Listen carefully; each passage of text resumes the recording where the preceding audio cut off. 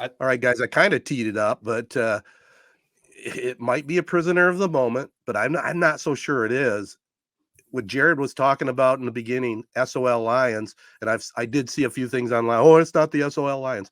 It was an SOL Lion loss without question. It fit right in the mode. And again, like I said, prisoner of the moment, it might be the worst loss I have ever experienced as a fan of sports in this state. I can't right off the top think of it. I was around in 83 and Eddie Murray missed that field goal against San Francisco. And there might have been a few others, but this one was, like you said, Matt, one half of perfect football and one half of some of the worst football I've ever seen. Yeah, it goes up there, probably the worst, just because of where they were. One half away from making the Super Bowl. Some of those ones in the regular season, now looking back, in the moment, they were awful, but they were just regular season games, maybe not ultimately that big of a deal. This was for a trip to the Super Bowl for the first time in franchise history, the type of thing that, you never know. Literally, you never know if the Lions are ever going to be back. They made it in 91 and didn't sniff it again for 30 years. Who knows? That may not be the case this time, of course, but you never know. You never know. Rex Ryan was talking about it on Get Up this morning. He was saying that, like, he had 3 conference championship losses and he still thinks about them every day because you just never know if you never know if you're going to get back there. That's what took Jim Harbaugh away from Michigan, is getting that Super Bowl. That's how big of a deal this is to, fans, of course, but players, coaches, and everything, and everyone involved in the team and the sport. You want to get to the Super Bowl. So that's why that loss last night is something that will forever sting as Lions fans. I have some good friends at work that are from the Atlanta area, so lifelong Falcons fans, and they still talk about that Super Bowl. Yeah. They talk about the 28-3 and how much that sucks as a fan because they were that close to winning the Super Bowl. Obviously the Lions would have then had to go to the Super Bowl, but it's just, that's a SOL thing, because we saw the records of like Kyle Shanahan when he was losing by however many points in the second half, he had never come back and won. Of course he broke that against the Lions, and 17-point lead at halftime, and they just absolutely blow it. And it's just, of course, we'll get into the Dan Campbell stuff in the 4th down attempts, but I'm just seeing, you're talking about social media, seeing all the people and the fans. I love optimism. I love positive energy, being optimistic, but seeing all the fans being like, no big deal, we'll be back. And, this is just the beginning. And I believe in Campbell and Holmes and all that. I appreciate that. I believe in Campbell and Holmes also. But there's also we're about to lose Ben Johnson, possibly going to lose Aaron Glenn, which may or may not be that bad of a thing. But, you never know what's going to happen. Injuries could happen. The Packers are getting better. Teams get better. Everything played out perfectly, like you said, Jared, this season.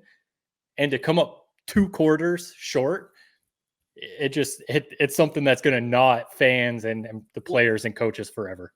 And think about how Campbell had 100% like rating heading into that game. And it was a Super Bowl for the Falcons, but it honestly seems a lot like what that Falcons versus Patriots game was like, where as soon as it was over, your opinions on the Falcons team, their organization, their head coach, Dan Quinn, everything changed.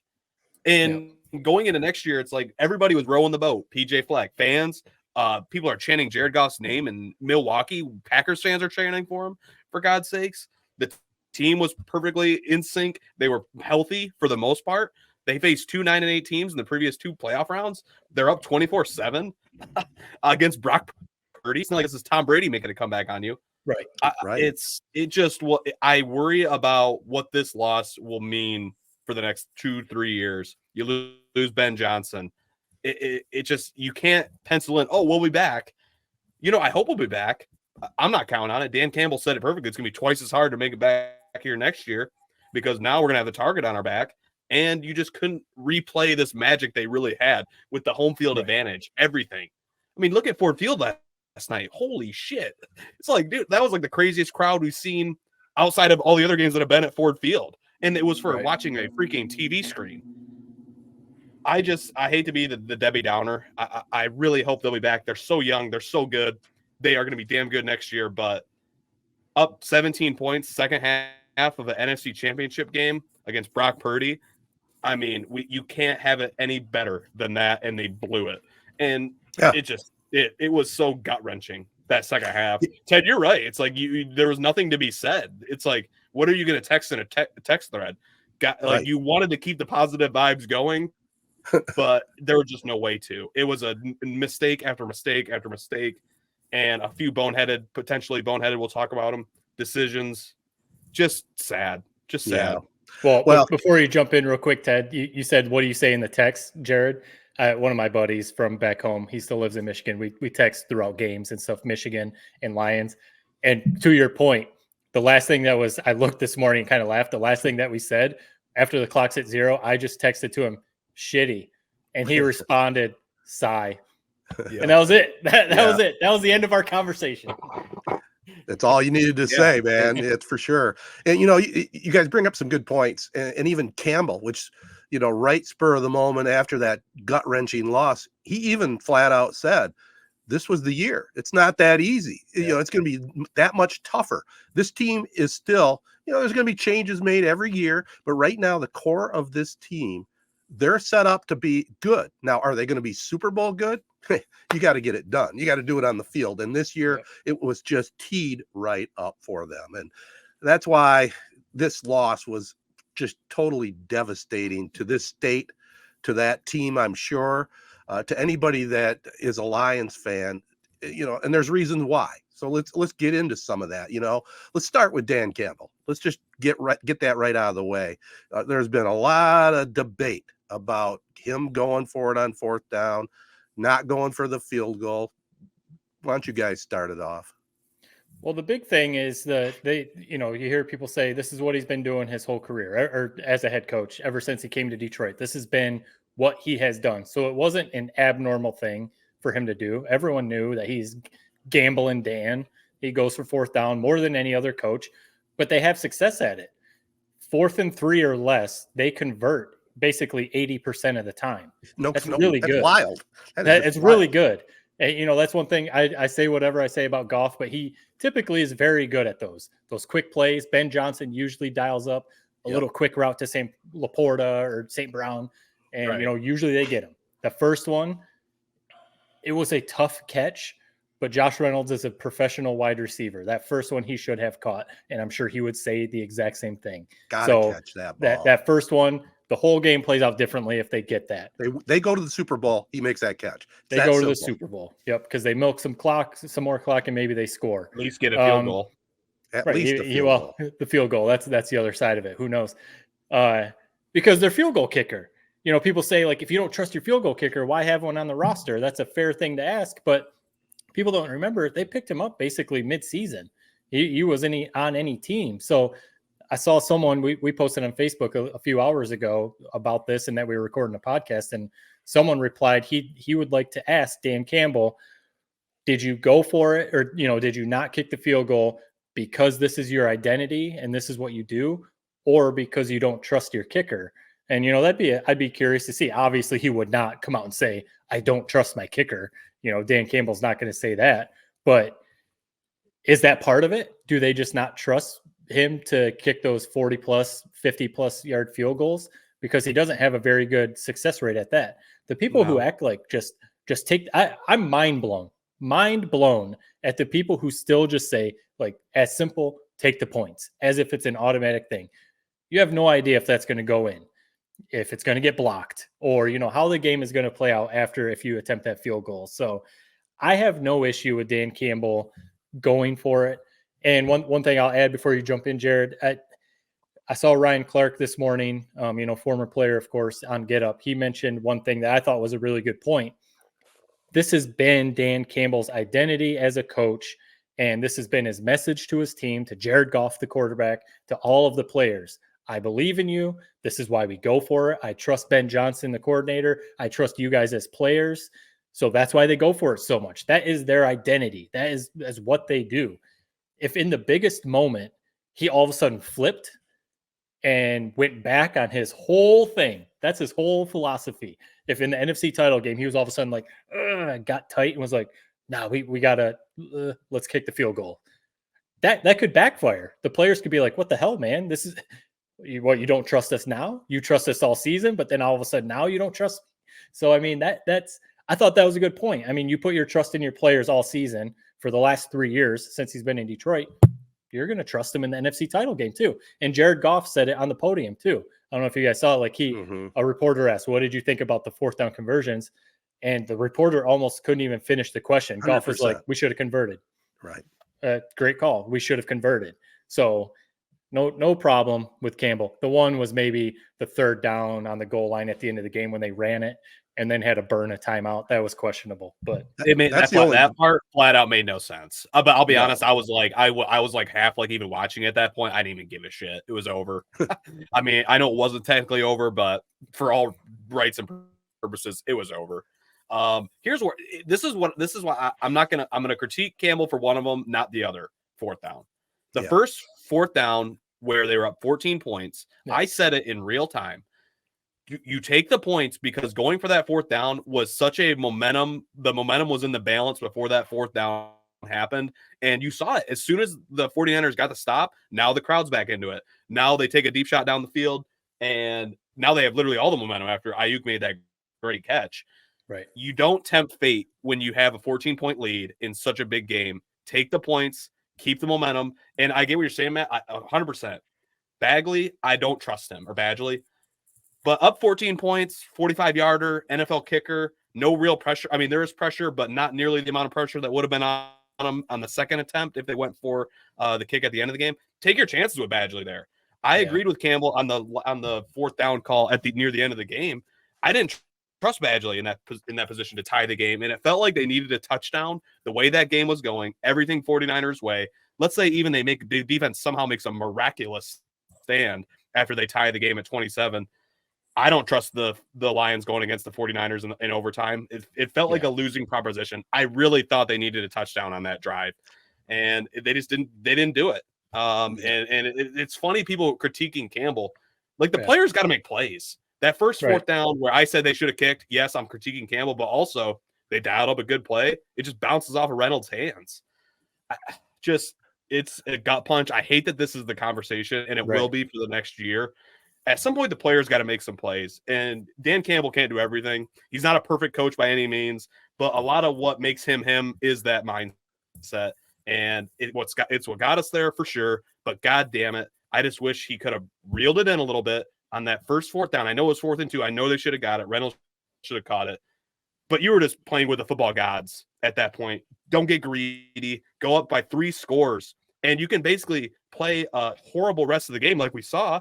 And they're still going to barely be able to maybe make more than 27 points. So it just sucked. It really sucked. It reminded me of Tin Cup, where it's like, it was almost like Pride. It's like, dude, yeah, I get that this is whatever. I haven't seen that movie in like 20 years, but basically what, he was he was a gambler essentially. And that's what got him to the, lead on the 72nd hole, the US Open.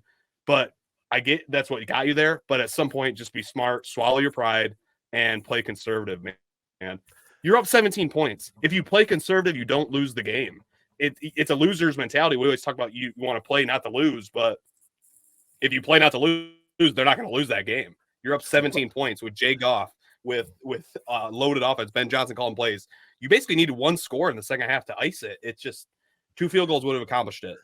I can see what you're talking about, but I disagree. I think it comes down to you got to make the plays. The play was there. He made the right call. They put the game away if Reynolds catches that ball. There's no guarantee he's going to make the field goal. And like Matt said, it is not their mentality. It goes against the whole grain of what this team has done all year long, starting with their head coach. They expected to make that play. Reynolds just didn't come up with it. And then when you talk about losing that game, it's the players that lost that game. There's key plays in every single game.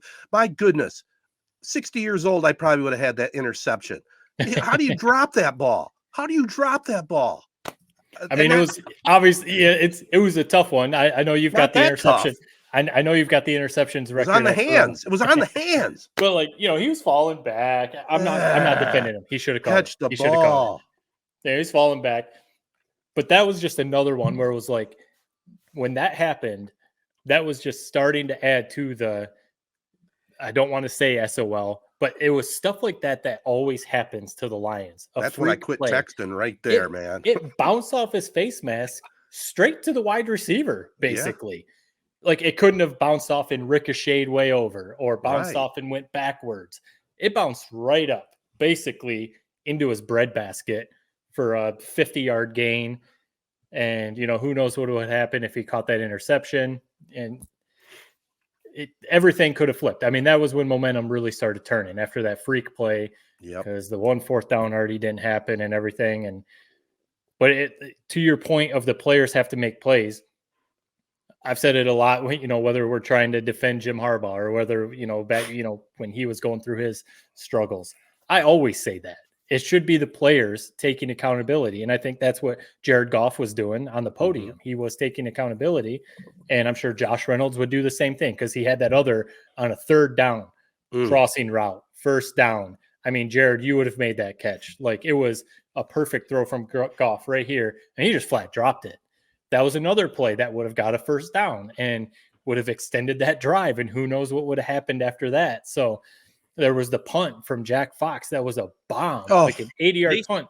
And again, I know that's a tough play. It's easy for us on our couch to be like, just down it at the 1-yard line. Those dudes are running full tilt, trying to look at the ball and also stay in. But of course, the dude that caught it slid into the end zone and it's a touchback. So you go from pinning 49ers at the 1-inch yard line to now they get it way out at like the 20 or 25 or whatever. So there's all these stupid plays that it was like, if you could have just executed, if the players could have just executed these couple plays, it's a completely different ball game. Completely different ball game. Sure. There was a sack after one of them. If he came in on, again, a perfectly dialed up blitz, missed tackle, and just completely whiffed on Purdy. And then Purdy ran off for 15 yards or something. And it was just like, it's frustrating watching Brock Purdy look like prime Michael Vick in 2004 Madden. Like, dude, I will be honest, I was shitting on him the whole first half. I'm like, dude, this guy sucks. They need to sign Kirk Cousins. I literally made the comment, Kirk Cousins should call the 49ers as soon as this game is over. He showed me a little bit of mettle. I mean, apparently he runs like a 4.5 40. The one play, there's 2 plays that you're really like chat my ass in that second half. The Josh Reynolds drop. That was when I slammed the remote at the couch. I was perfectly cool and calm until that 3rd down drop, where it was like, all right, what the F is going on?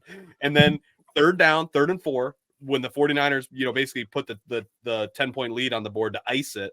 3rd and 4, we get a decent pass rush. I guess they're so undisciplined in their pass rush with these lanes they leave wide open. It was only a matter of time before somebody like Purdy started exploiting it. Purdy sneaks through. Anzalone's basically spying Purdy, waiting for him, and Purdy just leaves Anzalone in the dust. I couldn't believe what I saw. It's like, dude, this guy legitimately might be one of the top athletes in the NFL with the way he was avoiding the rush, making guys miss, and running for 1st downs in key positions. The one thing I want to say about the players have to make plays, that 4th down, you leave it up to chance. And that's just football. I mean, it should have been a catch, but at the end of the day, it's like a diving grab to Josh Reynolds' right. Jared Goff had to avoid, I think, Nick Bosa to even make that play happen. I just hated that call so effing much. I don't know shit about football. I don't. But in real time, I wish I was kidding. I said, this is going to bite them in the butt. You do not tempt fate. You just gotta get the points, man. Or die trying. If Badgley misses the kick, okay, now we don't even blink on that second 4th down attempt later in the game. We're going. It was one of those weird ones too. Again, it's the hindsight thing. We can all question it. We're not Ben Johnson, basically like what you're saying, Jared. We're not head coaches of NFL teams. But on 3rd down before that, they had St. Brown lined up in the backfield and just handed him the ball. That was weird. St. Brown's a dog. He's one of my favorite. You bought his jersey, Ted. He's one of my favorite Lions, but just an odd play. It wasn't a reverse. It wasn't a sweep. They just handed him the ball and he got stuffed, which brought up the 4th down. It was just really like, that was a strange one. Play you're going for? Montgomery is just running all over the place and running like a man possessed, man. So the second half was weird too. I saw a stat. They only ran like 8 times in the second half after running all over 160 yards in the first half. They had rushing or something. And so now in the second half, you're going to go full on like throwing the ball there. You're throwing the Montgomery throwback to Goff, and then you do the flea flicker that actually worked. It was would have been a tough catch by Jameson Williams, but again, you're a professional wide receiver. Yeah. Make that catch. So it was the second half altogether was just, it was weird. It was almost Did they like have the a whole team just got positive tight. play? It Felt like every play was shitty. Like Right. it was, especially for that stretch where it was like the punt that was a touchback, the drop. That was like 10 minutes of actual game footage of football where I don't think we had a single positive play happen. No. It was terrible. And when they had a chance to maybe try to swing the momentum, Gibbs fumbles the ball. You know, it was an odd exchange, but they have their turnover, and you're just not going to win that way. That and was Gibbs only had one. Gibbs only had one fumble the rest of the year, so that's another one of those things. Like, of course, this dude just does not fumble the ball, and he does in that moment. And it reminded me of Corum versus McCarthy, Michigan State 2021. Right. Just like it was such an odd play that it felt like you were doomed to lose as soon as it happened, and it made no sense. Like, it's just an NFL player. They haven't had a screwed up exchange like that all season.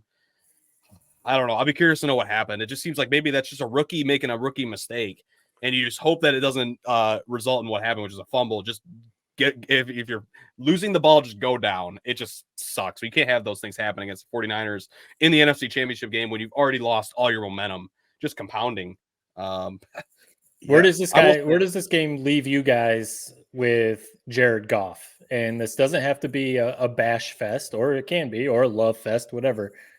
Does that make you have more or less confidence in Jared Goff going forward? So he still has 1 year on his deal.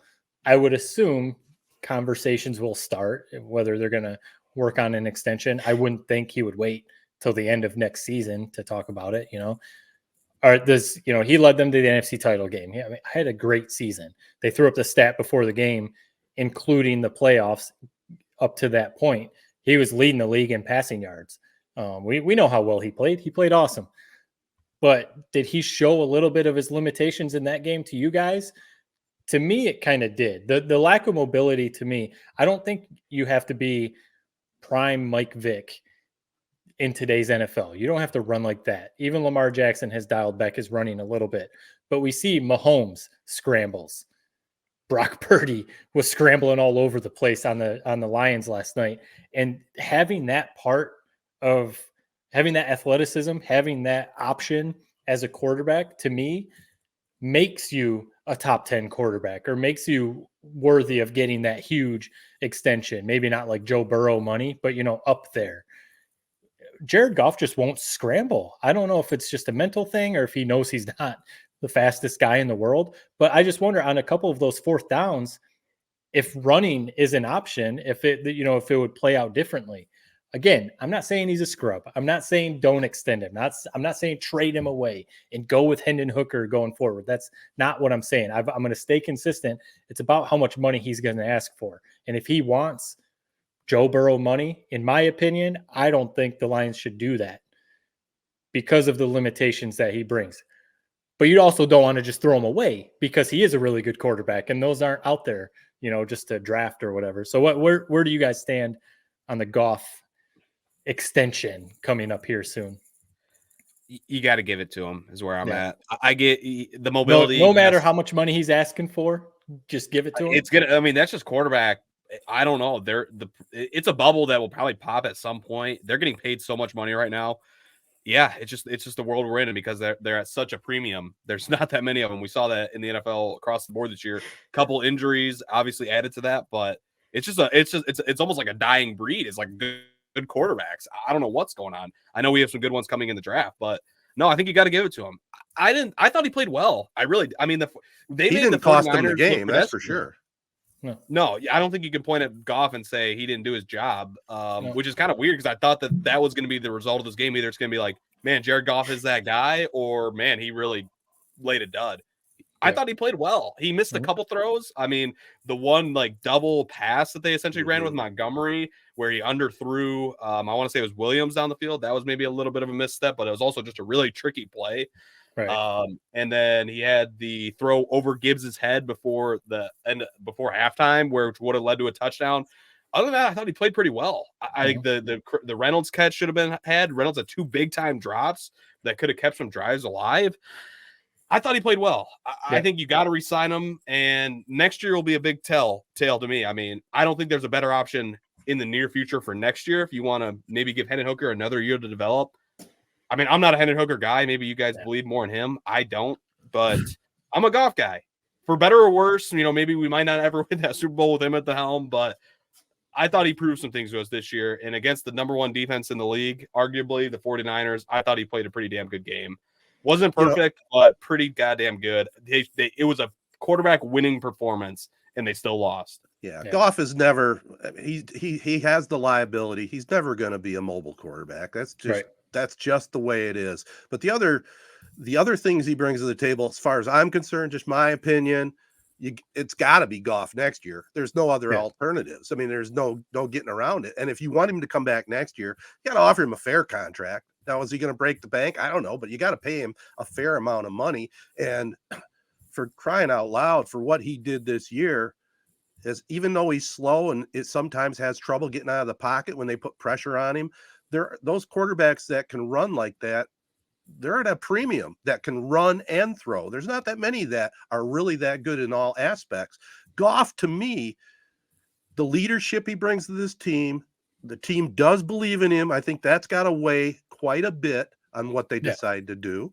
And if Ben Johnson's gone, there's going to have to be some serious adjustments because he definitely plays really well in that system. Those short passes, the receivers are running pinpoint routes, and he throws that short ball as good as anybody in the league. He does the deep ball. I don't quite understand it either, Matt. I mean, you've had this problem with him. I don't understand because he's got an arm. I don't understand why they don't go deep more often. Is it more Johnson, or is it because he doesn't think Goff can throw it deep? I don't know. Yeah, I don't know if it's a philosophy thing. They don't want to risk the deep ball, but I mean, you got to do it every once in a while. At least keep the defense honest, right? Yeah, I'll be curious. Like if it sure seems like Ben Johnson's gone, it'd be cool if they could keep him. But it seems like the writing's on the wall for him to go to Washington. So if whoever they bring in for offensive coordinator, if him and Goff click, because Ben Johnson and Jared Goff seemed to be the perfect combination. Yeah. It was working really, really well. So let me pose this question, Matt, because we know where you're at on Goff, but the question I have is, what do you do? Your opinion, what do you do? You can't give it over to Hooker. Do you draft another rookie quarterback? I don't think they're going to be able to draft high enough to get one of the good ones. So aren't they kind of they're stuck? They have to stick with Goff. Yeah, I mean, even if you are a Hendon Hooker believer, if you're a Tennessee fan that loved what he did at Tennessee, he hasn't played. I mean, he's still he hasn't even played. So you really have not even in preseason. You literally have no idea what he has, because he was coming off that serious injury. So you're not going to hand it over to him. He has the 1 year left. So maybe you're almost telling him, like, show us that you deserve an extension. And if Ben Johnson leaves and Jared Goff stinks it up and they go, 8-9 or something like that next year and miss the playoffs and Goff isn't very good, then maybe that's where you say, all right, well, we either look to sign another, we let him go and sign elsewhere, sign a veteran, something like that. But after this year, and just in my opinion, if next year he basically does the same thing and, plays just as well, then you got to keep him because he's still only like 26 or 27 years old. So he's still got, he's still in his prime. So in a perfect world, yes, I agree. Like, if Goff had no feelings, if he was a robot, I do what you do. And I do what you just said. Basically, let's let him play out this last year. That's the business side of it. That's the business side of it. Yeah. Black and white, that's business. But I just think once don't you think once you tell Goff, like, hey, we still don't necessarily believe in you 100%. We saw that belief, how powerful it is. The whole time he's been here, the fan base chanting his name, everything. I think once you put like kind of a ultimatum on him, like, you got to essentially get us to the Super Bowl or we're not going to re-sign you. I just think it's bad juju. And we're talking about how this this loss from last year, it's like how it could like kind of rot some of this culture that they built, because it's like you start looking around like Dan Campbell, like, man, you kind of effed us and Ben Johnson's gone. And I just think that's a recipe for a disaster. Yeah, it could be. In a perfect world, like, Ted, you laid it out kind of better than I can. Like, business, like black and white, that's a perfect decision. I'm not like gung-ho about bringing back Goff on a big deal. You got to do it. You got to do it. There's no other choice. There's no better option, in my opinion, without making a big trade or like you guys know how I stood. I thought they should have drafted a quarterback last year, one of the top guys. But by going with Gibbs, you made kind of essentially a win now team that has a running back that's going to be a stud for 4, 5, 6 years. I mean, they have a short shelf life. You got to go for it now. Next year, it's do or die next year. Well, you got to resign him. I'm not, cheering for it, but you got to do it. Well, it's proof in the pudding too, Matt and Jared. Is he going to try to break the bank? I don't have that feeling. I think if they pay him something that's fair, he loves this organization. He loves Dan Campbell. He loves Detroit. He has made a home here. And I think that goes a long way. I really don't think he's going to ask for, top 5 money. It's like $40 million. He's going to get that money. If you're Goff, why would you not ask for it? You have to. And I think he's going to get it. You have to get it. It's like, again, I feel like he has all the leverage. I really do. He's getting 33 right now. So, yeah, how big a stretch is it to go to 40 or 42, right. 43, whatever? Yeah, it'd just be crazy to me if they do give him top dollar like that and you put him up there and he's making as much money as Joe Burrow, Lamar Jackson, Patrick Mahomes, stuff. That stuff will all play out. But yeah, I don't know who the comp is, but Goff is due for Ted, maybe he was somebody way back in the day, or Matt. I don't know. Who's the guy who everything on paper, the stats, everything. It's like this guy's a really goddamn good quarterback, but for whatever reason, we can't all say he is up there. It is weird when you say Joe Burrow, he's up there with Joe Burrow, Mahomes. It's nobody views him that way, but at the end of the day, he's he keeps winning, he keeps producing. It's maybe he is up there. But right now he's put him up there. He's number 17 right now. Burrow makes 55. Okay, right. So some of those guys are way up. Don't you think Goff should be top 10 after this year and what he's shown he can do? How much they make? I know. Yeah, they make a lot, especially guaranteed. To me, perfect world would be a 3-year extension. 3-year extension. Yeah. He's locked in. He's locked in for 3 years. And then, you see where everyone's at after, that 3-4 years. Because like we've said before, they're going to have to pay all these dudes, these young rookies that Brad Holmes has been drafting. They're going to have to pay them. But, we'll see how everything plays out, because I do think, even though I said and even Dan Campbell said, we all talked about it. He was saying we might not ever be back here. And I think he was saying that at the podium to keep the guys hungry. It's an honest statement, of course, but it's not like he's saying, we are not ever going to be back here. I think he's just keeping it real and saying, we don't know. The NFL's tough. We might not be back here. And I think he's trying to send a message to the players. If you liked this, you're going to now have to work harder to get back here, because I think you said it, Jared, you're going to have a big target on your back. And there's also the side, I forget which one of you guys were saying it, but part of what made this season so magical was the magic of the whole thing. First time, hosting a playoff game, winning the division, exercising all these demons and everything. You had all the stories, of the fans who had never seen a playoff game, and the family connections, and just all these heartwarming stories. The Dan Campbell story, coming from being a former player and the way that he goes about things. Everything was playing out like this Detroit Lions story. I had so many friends at work, who are not Lions fans from other places, tell me we're rooting for the Lions because such a cool story, and it'd be really cool to see you guys win one. Now no one gives a shit about the Lions now because we've been there. Right. Now all those stories are old news. You know what I mean? So now next year, what's going to be the magic? Now you're not riding that wave of, we want to host the first playoff game in Ford Field history. We want to win the North for the first time ever. We want to win a playoff game for the first time in 30 years. There's none of those stories. So now you just got to be a good football team. Well, that's why that loss hurt so much. I'm sorry, guys. I hate saying this. I'll be rooting for him next year and for the rest of my life. I always will. It was last night or bust. I hate to say that. It really feels that way.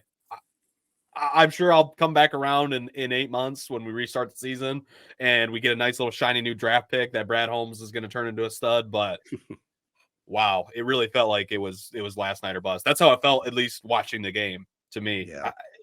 And do you guys think part of the shine is off on Dan Campbell? I mean, how is it not? It's think about, it's so hard to get 100% belief in your coach I don't even know if Kyle Shanahan has that. I don't even know if Bill Belichick had that. They had that this year. And if they didn't lose the game, even if they lost it, like let's say how the Ravens lost their game versus the Chiefs, I think he still would have 100% belief. But anybody with a brain, I get Jared Goff's out there saying the right things on the podium, but right. I mean, we had our disagreements on whether he should have went for it or not. But in that locker room, don't you think there's a little bit of a crack in the foundation that let's say they do the same thing next year and they get bounced in round one of the playoffs? I think people start viewing him and this entire regime differently. That was a shit show last night, and we'll never forget it. Worst loss of your lifetime, Ted. You said that. I know. Well, I mean, Kyle Shanahan was the offensive coordinator for the Falcons in that 28-3 Super Bowl comeback loss. So, right, as everyone views Kyle Shanahan as one of the best offensive minds in the NFL, but he does still have that on him. People, even Bill Belichick, I think most people agree that he's the best coach in NFL history, but people are questioning him. What has he done without Tom Brady? You know, there's some people saying that maybe he's not the greatest because really it was just Tom Brady that made him the greatest. So I wondered that too, Jared, if, you know, yes, Goff was up there saying the right things. I saw St. Brown and even Penei Sewell saying all the right things. And all those quotes you saw all during this playoff run from Frank Ragnow, Taylor Decker, all these guys talking about how much they love Campbell, best leader they've ever been around, you know, all those cool quotes about Dan Campbell that are still true. They still believe that and feel that way. But you do wonder next year, the first big game that he's going for it on fourth down when he could be kicking a field goal, right? What's everyone going to talk about? Oh, that NFC Championship game. Remember when this backfired? So are the players going to be thinking about that? You know, like you wonder the whole Shine thing. You know, you're not going to be 100% getting those fourth down conversions. But right, are people going to start questioning like, hey, Dan, it worked, but now let's try and be smarter. Like, are people going to start saying, listen, we got there riding the gambling Dan thing and, you know, doing all that stuff. But now, all right, if we want to be a real Super Bowl contender, we can't be tempting fate all the time and going for all these crazy fourth downs against the Cowboys. They go for two after all that crazy sequence. Like, yeah, I kind of get what you're saying. Like, our players even going to start to be like, hey man, we got to play. Yeah, there's analytics and there's all this other stuff that people follow. But at some point, we got to just take the points and kick the field goal. So are they going to draft a kicker? Is that what's going to happen? They have all this cap space. Are they going to go out there and try and sign a kicker that they trust? You know, so I tend to think, I think the players are going to continue to believe in Dan Campbell because of how much they do believe in Dan Campbell. But the first time that he goes for a fourth down and they don't get it and it comes back to maybe lose him a game, it's going to be back to, dude, what are you doing? Players can love you all they want, but if you continue losing games for your team, I mean, it only goes so far, you know. The thing that I think makes me feel better about it and why I think maybe that won't happen is the leaders they do have in that locker room. Amon-Ra, Sewell, Goff, who am I missing? Other big ones, Ragnow, Decker, Anzalone. Yeah, it's just like guys who are like good dudes who I don't think would turn on Campbell like that. No, and Campbell's like crying at the podium, man. It's like, you know, he feels worse about how that game planned out than anybody. It's like, I mean, we're here, you know, bitching 100%. About it. And he lived it, man. And yeah. And you knew it took a toll on him. He was walking out with Teddy Bridgewater after the game. I have one more question on the game. Did you guys see CJ Gardner-Johnson basically waving goodbye to the 49ers on the sideline? Yeah. I go back and forth on him. I never said it on the pod, and I kind of regret it, is he's been talking a lot of trash this whole year. And you knew, like, at least I never said it, so I can't even take credit. You knew it was going to bite us at some point. Mm-hmm. But it seems like it did during that game. I don't know what the hell he's doing. Up by 2 scores. What's the point? Like, it was just so funny. But I also think that there's guys like that when you have them on your team, the kind of the like trash talkers, the dogs, if you want to call them that. Like, I think there's a positive thing to that where he seems to believe like he's the best player on the field. And I think some of the defense kind of rallied behind it and the team. And so I think it's the plus and the minuses there where you get stupid shit, like where he's waving to the fans and basically just tempting the football guys. I said that twice now by waving goodbye to the 49ers midway through the second quarter. But also I think you get some of the trash talk and some of that sort of stuff like the Baker Mayfield. Right. I think he brings a edge to your defense. So where are you guys at with him? And would you be looking to move him, or are you okay with him? Well, he's a free agent this year, so we'll see how much the Lions. Yeah, we'll see how much they believe in him, whether they sign him and bring him back. I'm fine letting him go. He's a good player. He gets hurt all the time. He was only healthy half the year. He had that issue with the Eagles too. He was hurt all the time. Mhm. And yeah, I get what you're saying. He brings an edge, talks that trash and everything. I don't mind that. He doesn't seem to fit on the defense. There's something I'm just like, you're not like and I don't really mind Cam Sutton. I think he's a solid corner. I don't think he should be a number 1. Right. He's a solid like number 2. But so like I'd be fine keeping him. Gardner Johnson to me just doesn't fit. I'd be fine not paying him. Let him go. Yeah, I'd go either way on that. But if it cost him a lot of money, let him go. And you got to draft a cornerback, number 1. Yeah. You got to be a stud out there in the SEC. D-line. I mean, it was clear. We've been saying it all year. Hutchinson needs help. I mean, James Houston getting hurt early in the year definitely didn't help. But they need to get Hutchinson some help. He had a couple pass deflections, but I don't think really otherwise he did much else last night. It was clear. I made a point to watch, specifically watch him a couple possessions. He was getting doubled and chipped every single play. George Kittle would either chip him and then go out for his route, or they would just straight up double team Hutchinson. And I think one thing too, Purdy, maybe it was a halftime adjustment. We know Hutchinson has that speed. He would get deep off the edge, and because Lions defensive line isn't all that great, it would just leave a gap. Yeah. He would get so deep. He would, put a little pressure on Purdy, but then there was no one there to back him up.